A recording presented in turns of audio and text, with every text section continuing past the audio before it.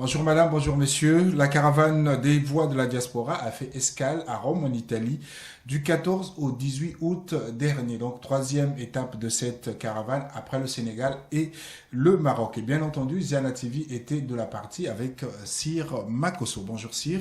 Bonjour Anthony. Bonjour. Vous êtes donc retrouvé en Italie pendant 4 jours, toujours dans cette caravane. Vous avez fait le Sénégal, vous avez fait le Maroc et venez de faire de l'Italie. Donc on va parler de votre séjour dans la capitale italienne pendant lequel vous avez donc profité pour voir la place Saint-Pierre, pour jeter une pièce dans la fontaine. Mais le plus important, c'était également vous êtes retrouvé en Italie pendant la célébration du 15 août, donc marquant le 59e anniversaire de l'accession du Congo à l'indépendance. Alors, comment les Congolais d'Italie, comment les Romains d'origine congolaise ont vécu cet instant?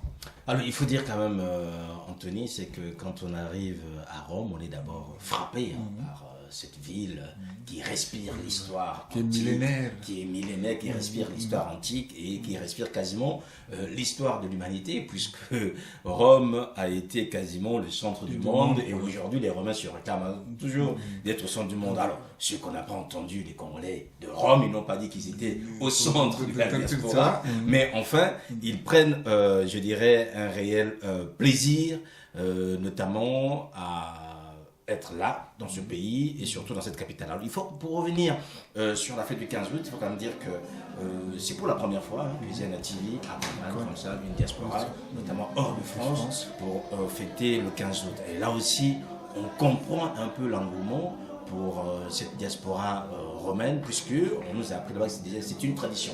C'est une vieille tradition pour les Congolais de Rome de se retrouver le 15 août. Voilà. Comme les Congolais de Paris, qui ont la chance que le 15 août soit également férié en France. Tout à fait, voilà. Alors, vous imaginez à Rome, qui est un pays catholique. Donc, à ce moment-là, la fête est quasiment assurée.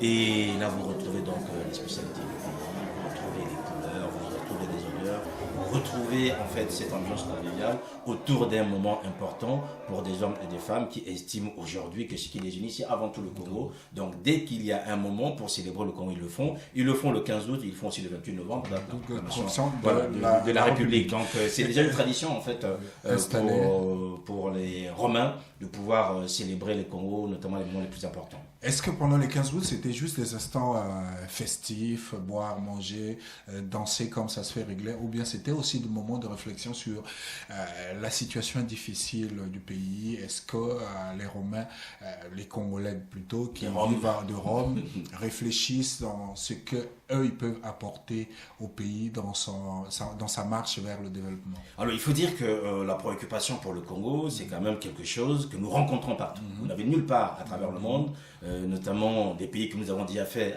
par rapport à cette caravane, des hommes et des femmes qui ne sont pas préoccupés par rapport à l'état du Congo. Cependant, certains estiment qu'on ne peut pas en rester là, c'est-à-dire le constat il est quasiment connu. Il faut plutôt trouver des solutions, avoir des perspectives par rapport au pays. Et ces perspectives, on les voit en fonction des hommes et des femmes qu'on a rencontrés là-bas. Vous voyez, donc des gens par exemple qui gèrent des ONG comme Dr Babin, qui, elle, aujourd'hui, a investi énormément d'argent au Congo. Elle a été victime, je dirais, d'un pillage systématique à quasiment 1 milliard d'investissements. Mais ça ne l'a pas empêché aujourd'hui de repartir. Elle dit, mais voilà, je vais repartir. Elle a un grand projet dans le sud de Brazzaville, notamment pour construire un établissement de santé par rapport aux enfants, par son ONG. Donc, en dehors de la situation, certains l'ont vécu d'une manière dramatique, mais toujours l'objectif reste toujours pour garder le Congo. Si on aura le temps au cours de cet entretien de revenir sur l'action de Dr Babin. Mais il faut juste aussi compléter, Anthony Muyungi, c'est que par rapport à d'autres célébrations, ici, il y a eu une originalité, c'est de pouvoir lier l'indépendance à une action humanitaire. C'est-à-dire qu'il y a là la trésorière de la DCBI qui est en séjour au Congo, leur a envoyé des images d'un orphelinat, donc que la DCBI soutient. Et ce jour-là, il y avait une cagnotte, vous pouvez voir avec des images, il y avait une cagnotte où chacun venait apporter son symbole, voilà, en dehors des réjouissances collectives, mais toujours une pensée par rapport à la situation congolaise, notamment celle des orphelins. Donc chacun apportait son symbole, tel que vous voyez dans ces images, et ça a permis en fait de collecter quelque chose. Il n'y a pas eu d'Intinsani, les femmes contre les hommes, comme on fait d'habitude. Non, on n'a pas osé. On n'a pas osé d'Intinsani. Puisqu'on est déjà, vous êtes déjà en train de parler de cette association, donc Diaspora Congo-Brazzaville Italie, qui gère un peu tous les Congolais qui sont à Rome. Nous allons écouter son président, Ahmed Bawanda, pour nous présenter donc sa structure et comment elle fonctionne. Un portrait de la diaspora congolaise ici en Italie. Qu'est-ce qu'on a essentiellement? Quels sont ces hommes et ces femmes qui composent cette diaspora? Et qu'est-ce que vous avez en chiffres à proposer aux autres Congolais qui nous regardent en ce moment? Oui, M. Makosso. Alors, en ce qui concerne la diaspora du Congo-Brazzaville en Italie, nous comptons près de 4000 ressortissants congolais, parmi lesquels on trouve ceux qui ont des doubles passeports, parce qu'il y a aussi ceux qui naissent ici qui continuent à être congolais. D'accord. Il y a un bon mélange, parce qu'il y a une forte communauté estudiantine, parce que les gens arrivent ici pour faire des études pour avant tout. étudier, oui. Et en même temps, il y a ceux qui arrivent, qui travaillent quand même, qui s'insèrent après. Il y a ceux qui sont nés ici parce que les parents, à l'époque, avaient étudié, qui reviennent aussi. Donc, on est dans beaucoup de villes, pas seulement les grands centres, parce qu'en ce qui concerne les étudiants, par exemple, nous avons la ville de Rome qui est un fief. Oui. Il y a pas mal d'autres villes, dont Padoue, il y a Milan, en Toscane, on a Pise et Florence, on a Pérouse, et il y a quelques villes du sud aussi. Voilà. Venez là d'écouter Ahmed Bawanda, donc le président de Diaspora Congo-Brazzaville Italie, l'association avec laquelle vous avez travaillé pendant ces 4 jours dans la capitale italienne. Et Sir, généralement quand on parle d'Italie, il y a un aspect qui revient beaucoup, l'aspect sur le racisme et autres. Est-ce que eux, en discutant avec eux, ils vous ont dit s'ils ont été de près ou de loin confrontés à cet aspect négatif? Alors il faut dire, Anthony, aujourd'hui l'actualité italienne, notamment sur cet aspect lié à l'immigration et aux migrants, pose pas mal de questions, de problèmes. Quand on connaît les Italiens eux-mêmes, ont vécu l'immigration, notamment ici en Europe, et partout aux États-Unis, ils sont allés en masse. Tout à fait, et aujourd'hui on est en face d'un pays qui doute et qui regardent mais vraiment de travers les migrants. L'actualité est assez compliquée et ces jeunes nous ont expliqué un peu ce qu'ils vivent au quotidien. Certains, c'est pas toujours, je dirais, dans la gravité qu'on peut imaginer, mais c'est souvent des situations vexatoires qui sont quasi quotidiennes. C'est-à-dire que l'ambiance générale avec le nouveau gouvernement italien fait en sorte que les jeunes doivent toujours être attentifs, parce que les Italiens aujourd'hui ont la parole un peu plus libre, notamment vis-à-vis des Africains, des subsahariens, par rapport à cet aspect. Alors il faut aussi dire que cette association est une jeune association en fait. Vous voyez des images, par exemple, c'est des jeunes qui aujourd'hui sont chargés de l'animer, et nous nous sommes rendus compte que finalement, contrairement par exemple à la diaspora, je dirais sénégalaise, qui était déjà bien installée, nous avons là aussi une diaspora qui est assez spécifique. Qui ressemble un peu à celle du Maroc, qui est jeune, qui est en plein balbutiement. Tout à fait. Et heureusement encore, nous sommes en Italie dans l'esprit de la maman. La maman, qui vraiment... On aura le temps également de l'écouter. Mais qui elle... je dis, recouvre en fait ces enfants pour les permettre de pouvoir avancer. Donc là aussi, on a des termes qu'on a entendus au Sénégal, maman, yaya, donc on est vraiment dans la famille, tel que le veulent les Italiens. Quand on parle de la diaspora congolaise à Paris, on a l'impression que la diaspora congolaise à Paris tourne principalement autour de la politique, ne borde que les questions politiques, pas des questions liées à la société, liées à l'économie. Qu'en est-il des Congolais de Rome? Est-ce que les Congolais de Rome également ne parlent que politique ou bien réfléchissent sur d'autres aspects de la vie courante? Alors il faut dire aussi que les Congolais de Rome sont essentiellement étudiants. Donc ce qui signifie qu'ils sont dans une perspective d'abord professionnelle, se caser d'abord professionnellement. Là-bas, ou au pays, mais d'abord vers le pays, et tout en sachant que les perspectives professionnelles pour beaucoup sont quand même bouchées, hein, je veux dire, quand on voit la réalité du pays. Donc, ils sont d'abord dans la préoccupation de faire leurs études et de réussir. Et nous avons vu là des jeunes cadres, certains qui font des doctorats, d'autres qui ont fini leur licence, d'autres qui ont encore un master, dans des cycles complètement, dans des filières complètement différentes, mais qui se préoccupent avant tout d'abord de faire leurs études et de voir dans quelle manière ils pourront apporter, je dirais, le savoir qu'ils vont acquérir en Italie vers le pays. Donc on n'a pas un discours politique ambiant tel qu'on peut l'entendre en Paris, c'est encore une communauté assez jeune, vous n'avez pas des vieux politiciens installés sur place depuis des années et qui combattent le pouvoir de Brazzaville, mais ce sont des jeunes, ils sont encore tout jeunes et qui sont d'abord préoccupés par leur réussite, je dirais, académique, puis en se projetant professionnellement. Donc ils sont dans une perspective qui est différente de la perspective de la majorité des Congolais qu'on trouve à Paris qui sont installés et qui beaucoup ne se projettent pas pour un éventuel retour avec valeur ajoutée au pays. Tout à fait. Et là aussi, on se rend compte, nous sommes juste en Europe. Hein. Vous voyez que sur 2 pays d'Europe, quasiment à 1 heure. Vous avez anticipé donc ma prochaine question parce que géographiquement, Rome et Paris, France et Italie sont voisins, mais j'ai l'impression que les deux diasporas sont... oui, les deux diasporas sont très éloignés l'une de l'autre. Très éloignés parce que nous avons des réalités culturelles différentes. En fait. Nous avons des réalités culturelles, historiques, il faut aussi dire. Hein. Mais ce qu'on constate aussi, c'est que certains qui arrivent en Italie finissent en France. Ils reviennent en France parce que là, il y a des liens encore plus importants, des liens familiaux. La langue y aide beaucoup. Voilà, la langue aide beaucoup. Donc, on a là, en fait, à faire à des hommes et des femmes qui voient toujours la France, mais en même temps qui estiment que la France elle-même ne suffit pas. Et pour certains qui nous ont dit, c'est qu'en France, il y a plus d'opportunités qu'en Italie aujourd'hui pour se réaliser. Donc certains sont formés là-bas et viennent chercher une réalisation professionnelle. Et nous allons donc appeler, comme, si je peux me permettre cette expression, un à un, donc c'est différentes personnes différents membres de la diaspora congolaise que vous avez rencontrés à Rome. La première personne, c'est le docteur Liliane Babin, qui est urgentiste.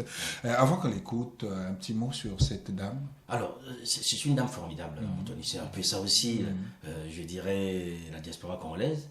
Elle est arrivée en Italie très jeune, elle a quasiment 40 ans qu'elle a passé en Italie. Elle a pris tout son cursus scolaire en Italie. Donc vous imaginez déjà son intégration. Comment est-ce que vous êtes arrivé notamment dans ce milieu de la médecine, quand on sait quand même qu'en Italie, on a une idée un peu controversée notamment de la femme noire? Alors, c'est vrai, mais c'est que je suis venue à bas âge, j'ai fait presque toutes mes études ici, et ça c'est un billet de visite, pratiquement, ça m'ouvre facilement les portes parce que la population, sachant que j'ai évolué ici, c'est autre chose D'accord, donc le regard n'est pas le même en fait, par rapport à celui qui dépasse. Ce qu'on va faire, docteur, on va quitter Rome pour aller du côté de Brazzaville. Vous êtes présidente de Planète Internationale, qui est une ONG aujourd'hui implantée en Côte d'Ivoire et au Congo. Oui. Restons d'abord au Congo. Qu'est-ce que vous faites concrètement? Alors, au Congo, nous avons une section Congo et que pour des différentes raisons a subi une pause en tant que telle comme association. Mais là, nous l'avons relancée et nous avons différents projets, soit dans la santé que dans la formation, dans la culture, la formation des jeunes et dans l'éducation dans aussi. l'éducation, oui. Ça. Là, nous sommes en train de construire un centre de santé qui servira pour l'assistance au premier secours pour les démunis. Il faut dire que vous avez connu des devoirs, puisque le projet que vous avez lancé, finalement, au départ, vous avez été victime en fait, d'un pillage systématique. Et pourtant, aujourd'hui, vous repartez investir au Congo. Pourquoi? Oui, car en fait, ça a été une forte délusion parce que je l'avais faite pour assister toujours les démunis, surtout les enfants, les jeunes filles mères. Et malheureusement, au moment de l'inauguration, j'ai connu un furto, un grand vol où rien comme matériel, un pillage où rien m'a été laissé. Ça a été une forte délusion, parce que ça avait un grand coût quand même. Et, mais comme un juge me dira, vous avez encore, madame, un cerveau, 2 jambes, 2 pieds. Et si c'était dans votre mission, porter de l'aide à qui est dans le besoin, ça a été seulement une tentation. Donc vous devez persévérer. Donc là, je me relève pour relancer. Voilà, c'était là la doctoresse Liline Babin, médecin urgentiste et réanimatrice, présidente donc de l'association Planète Internationale. Et après elle, vous avez fait la connaissance, vous avez rencontré celle qu'on appelle la maman, donc une figure, la figure maternelle de la diaspora congolaise. C'est elle en fait. Tous ces jeunes l'appellent mes enfants. Voilà. Tous ces enfants l'appellent maman, qu'ils soient, je dirais, filles ou garçons, tous l'appellent maman. Alors, Marie-Christine Ivoso, c'est une pionnière en fait de la diaspora congolaise, puisqu'elle est arrivée en Italie dans les années 80. Aujourd'hui, elle est quasiment le visage de tout. Elle a reçu tous les jeunes. Elle travaille de la médiation culturelle. Vous imaginez qu'elle a participé à des programmes importants en Italie qui consistaient en fait à ramener les enfants, notamment issus de l'immigration, qui sont nés en Italie, notamment les Congolais, pour organiser des camps de vacances afin qu'ils puissent se remémorer ou encore apprendre les balbutiements de la culture des pays d'origine de leurs parents. Et aujourd'hui, elle travaille sur la question des migrants. Quand vous entendez parler de Lampedusa, c'est quasiment les larmes aux yeux parce qu'elle y a été, elle sait ce qui s'y passe et aujourd'hui, c'est une femme qui fait énormément pour la diaspora. Il faut ajouter une chose, c'est que c'est une pionnière aussi des réseaux sociaux puisque André Christian Ivoso, je pense que ce qui était sur les réseaux sociaux il y a quelques temps, notamment dans le Congo Lovers, doivent bien s'en rappeler. Et elle a été très présente. Voilà, donc elle nous a reçus et on peut l'écouter. On va écouter la maman au micro donc de Sir Makosso. André Christian Ivoso, aujourd'hui, on voit que dans l'actualité italienne, il y a un gros hic sur les questions d'immigration. Or, vous êtes une actrice de terrain, vous êtes une professionnelle sur ces questions. Est-ce que vous pouvez nous dresser aujourd'hui le portrait de l'Italie entre le moment où vous êtes arrivé et aujourd'hui, au moment où ce pays se retrouve dans les mains de Salvini?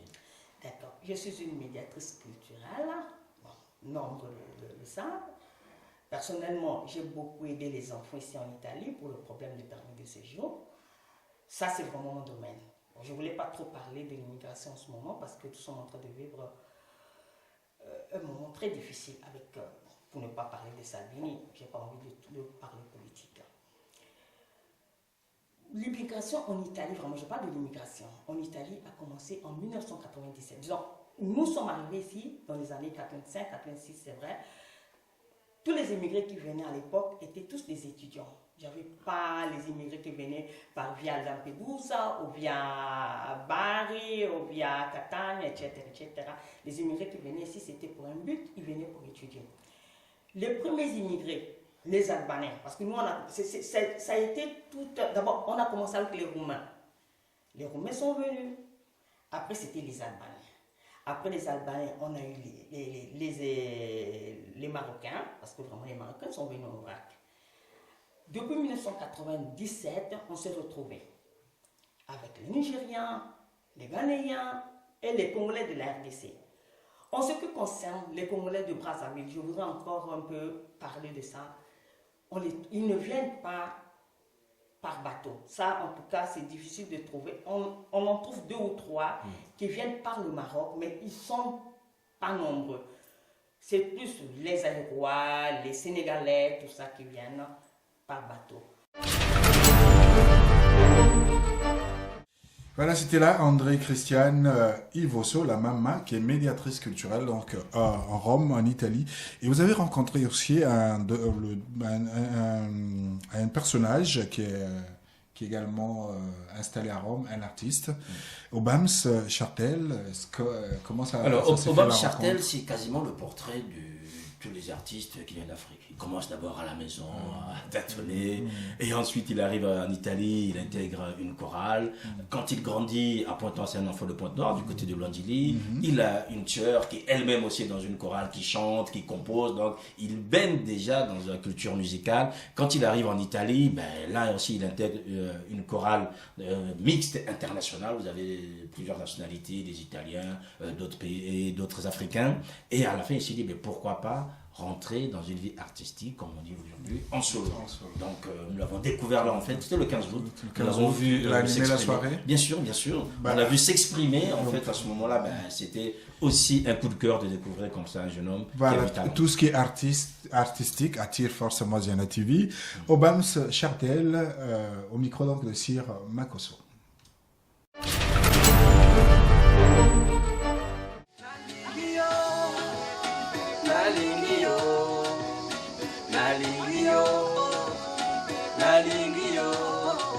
Voilà, mesdames et messieurs, vous l'avez bien compris, ce séjour italien continue. Ritroviamo adesso il cantante, il papa de la musica congolaise in Italia, Chartel Obams. Aujourd'hui, tu es en train d'avancer, il n'y a pas encore d'œuvre sur le marché. Mais cette question, on a dit, écouter un son, c'est Nalingio. Ouais, alors c'est un feat en fait, Nalingio, c'est un featuring que j'ai fait avec un artiste camerounais, c'est un ami, il s'appelle Authentic Lee. Il vit aussi ici en Italie, à Rome. Et voilà, donc on travaille souvent ensemble. Et ce sont des sons que nous faisons à la maison parce que lui, il est bien équipé. Quoi, en fait, hein. Il est bien équipé et donc on peut travailler dans les meilleures conditions, comme s'il était dans un studio. Alors ce qu'on va faire, on va d'abord te suivre puisque nous avons eu l'agréable surprise de découvrir lors de la fête du 15 août qui s'est passée ici en Italie. On va le découvrir, mesdames et messieurs, et nous allons revenir tout à l'heure.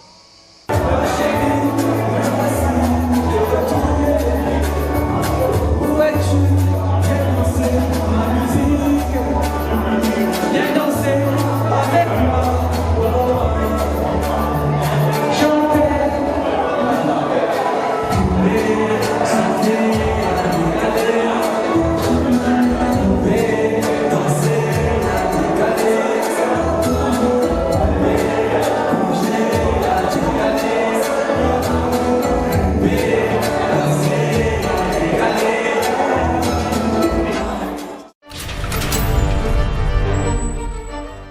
Voilà, Sir, pendant votre séjour, 4 jours à Rome, vous avez donc rencontré ces personnes dont on vient de suivre les interviews, mais vous avez également rencontré des anonymes avec qui vous avez échangé, et certains vous ont même donné des coups de main, vous ont aidé dans la réalisation du travail, des directs. Voilà. Mais c'est quand même ce qui revient, Anthony, c'est que depuis quelque temps, le parcours que nous faisons pour aller à la rencontre des diasporas, à travers la caravane de la diaspora conduite par DCB et menée par Madame Agnès Nounou, nous nous sommes rendus compte que finalement, les gens attendent Diana TV. Les gens attendent Diana TV et il y a une disponibilité pour nous accompagner dans la réalisation technique. Donc là, en fait, dans les développements qu'on a fait, c'est Henri.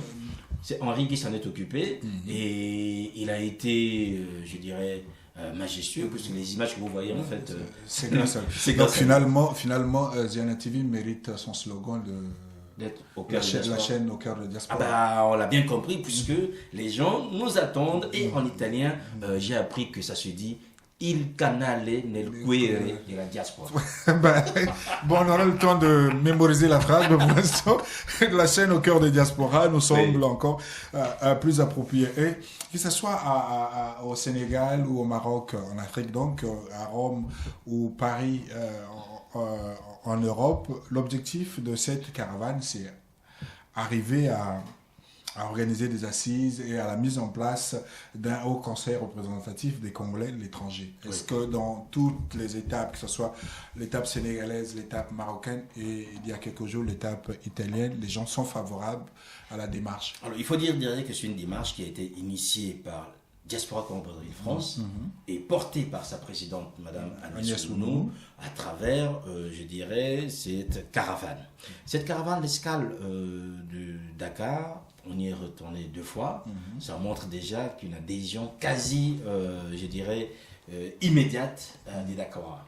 Nous avons eu le même accueil du côté de Casablanca, du côté de Kénitra ou encore à Rabat, où la diaspora congolaise sur place à travers l'association des Congolais du Maroc. Voilà. Donc, qui ont aussi, notamment le président et puis les différents membres, qui ont reçu favorablement. Et aujourd'hui, on a aussi eu cette adhésion, notamment Madame Mounou qui s'en occupe. Nous sommes là juste étant la chaîne au cœur des diasporas. Donc on accompagne l'action. On accompagne l'action et donc là aussi il y a une adhésion de la diaspora congolaise en Italie pour rentrer dans cette démarche d'abord de mettre en place un haut conseil représentatif des Congolais de l'étranger qui devrait d'ici là organiser des assises de la diaspora congolaise parce qu'on dit souvent que cette diaspora n'est pas assez organisée et il faut peut-être demain essayer de la structurer afin qu'elle soit mieux représentée. Mais est-ce que la mise en place d'un tel haut conseil ne nécessite pas la présence ou l'implication également des pouvoirs publics? Alors à ce moment-là, c'est Agnès Sounoulou qui devait peut-être répondre à cette question puisque cette démarche,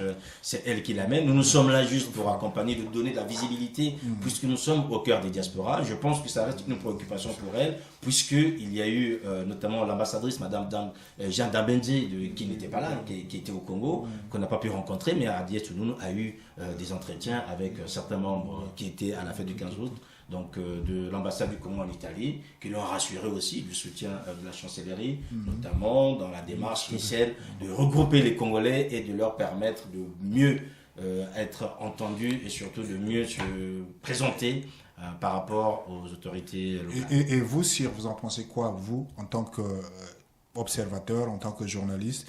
Il existe un ministre chargé des Congolais de l'étranger, mettre en place un haut conseil représentatif des Congolais de l'étranger, est-ce que ça ne serait pas...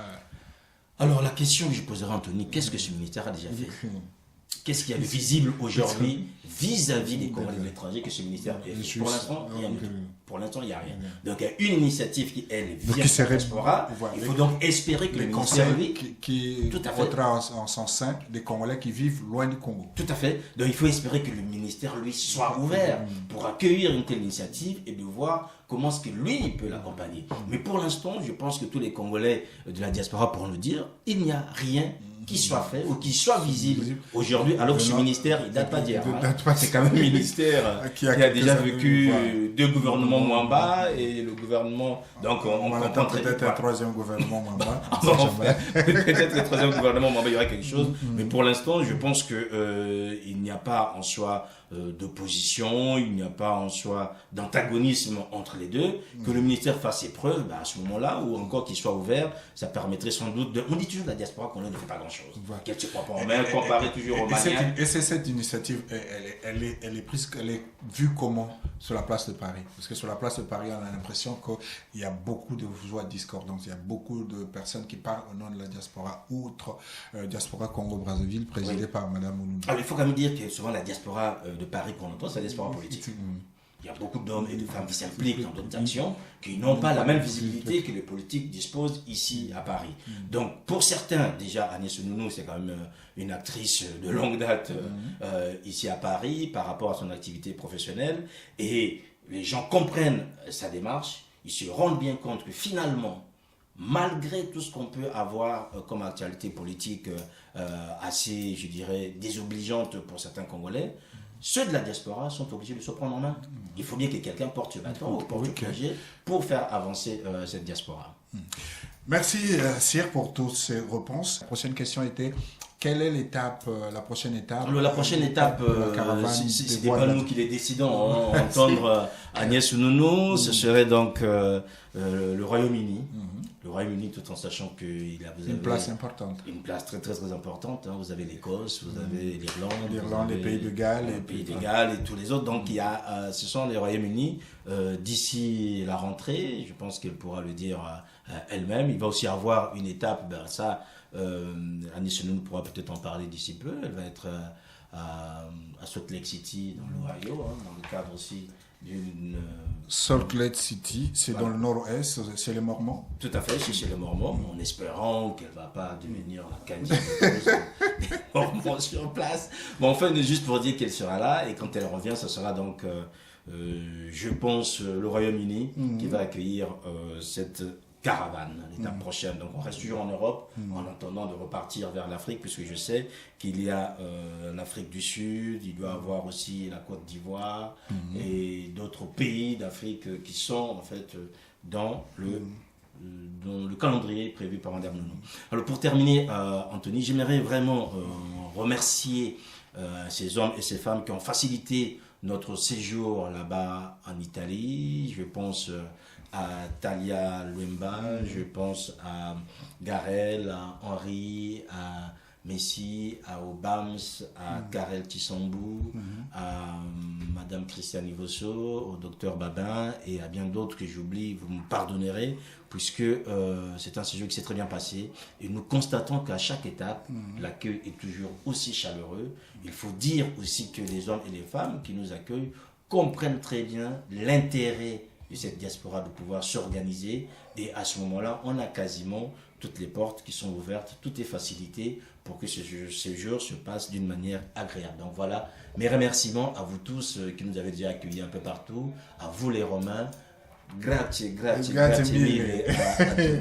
Et merci à vous également, chers téléspectateurs de Ziana TV.